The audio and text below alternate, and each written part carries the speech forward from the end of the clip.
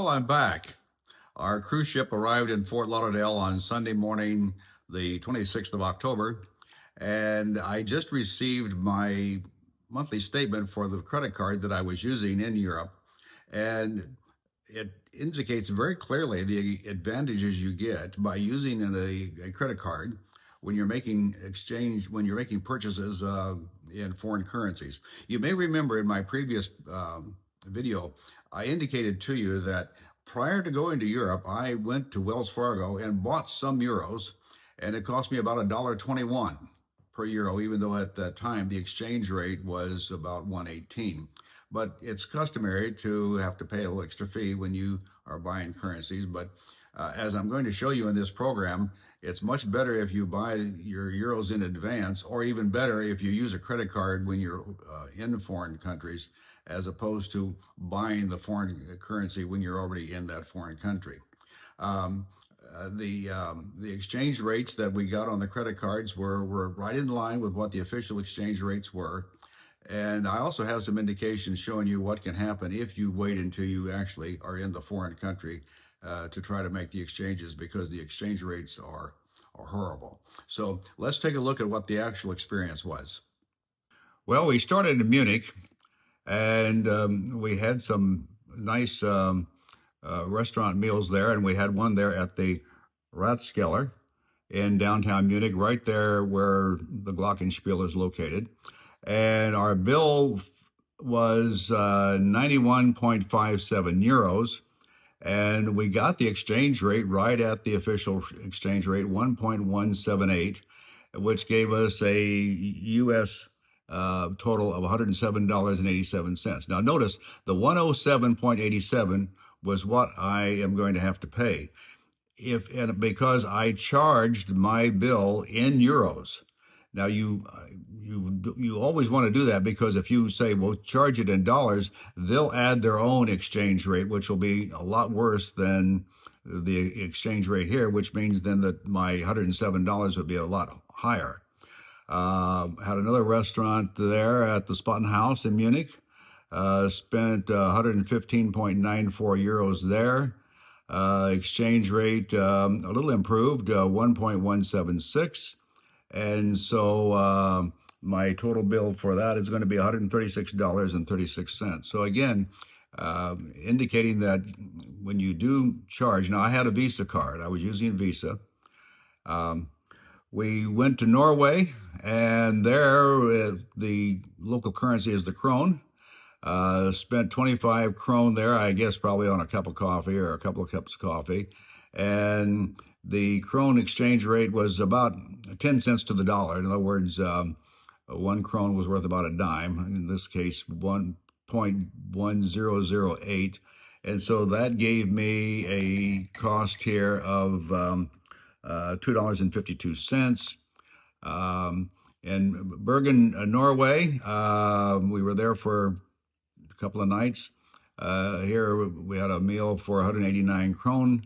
The exchange rate was again just a little over a dime, 0.10095, and so that's going to cost me about $19.08. Again, getting the advantage of the exchange rate that the credit card is able to obtain. Going on down, we've got another currency that I can show you. The pound. And let me see if I can get a better look on this.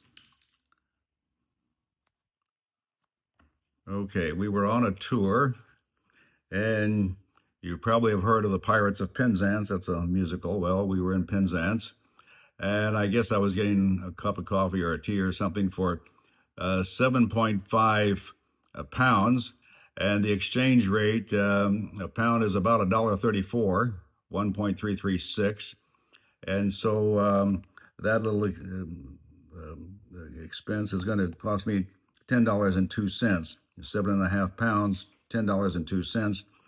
Later on, we had lunch, a delicious lunch at a place called Harbor Fish and Chips, and of course, we had fish and chips.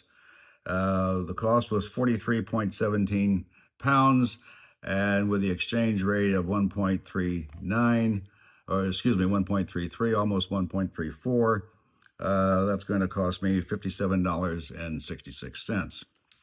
So clearly, using a credit card, a good credit card like we had with Visa, you get the best exchange rate, because in any of these instances, if we had said, okay, charge it in terms of dollars, they would have added their own markup, and that would have been much worse. And I'm going to show that to you in just a moment.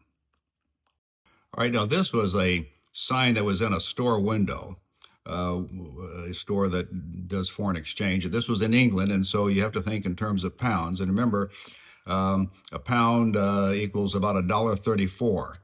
Now, they have what they say a buy and a sell. And think now in terms of the U.S. dollar, okay? And they say we buy from you 1.5149. Well, what in the world does that mean? Well, bear in mind the exchange rate is $1.34. This means, in this instance, if you were wanting to obtain British pounds from them, they would charge you the equivalent of $1.51. Now, bear in mind, you should only have to pay $1.34. But you see, if we were at the fish and chips restaurant that we talked about a few moments, the fish and chips restaurant may very well have charged us not the going rate there of $1.34 as the credit card did, but $1.51. It would have been much higher. On the other hand, this 127, what this means is that if you have pounds and you're wanting to exchange them for dollars, you should get $1.34 for every pound. But here they will only give you $1.27. So again, it goes to show you that it pays to either buy your foreign currency before you leave the States or use a credit card, because in this instance, as you can see, the $1.34 is about the $1.34 is about midway between the 151 and the 127. Well, here's another interesting sign I saw in a foreign exchange window, offering to exchange $1,000 for 685 pounds. Now, bear in mind that the exchange rate is 1 pound equals $1.34. Or to turn it around, the exchange rate would be $1 to 0.75 pounds, which means that in this instance, $1,000 should bring roughly 750 pounds, not 685. So this indicates again why you want to beware of trying to do this on the streets in a foreign country, because the exchange rates are not in your favor by any means. In fact, the margins are quite high. This should be $1,000 in exchange for 750 pounds. So beware.